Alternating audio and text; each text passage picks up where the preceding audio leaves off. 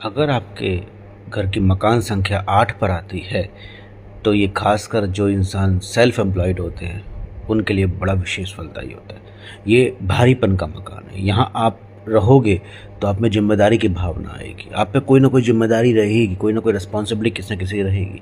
हालाँकि ये जो घर है वो लॉन्ग टर्म इन्वेस्टमेंट के लिए बहुत अच्छा है। इस घर में पैसा जुड़ता है, अगर आप मेहनत करने वाले हो, तो इस घर में पैसा जुड़ेगा, वेल्थ आपके इस घर में आएगी।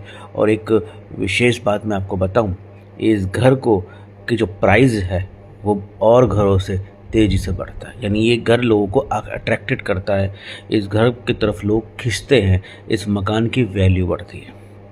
ये 8 नंबर का मकान उन लोगों के लिए बहुत लकी होता है जिन लोगों के मुखिया का नंबर 5 पे आता है, 6 पर आता है या 3 पर आता है। और ख़ासकर उनको विशेष लाभ विदेशों में जाकर तो काफ़ी देखा गया है।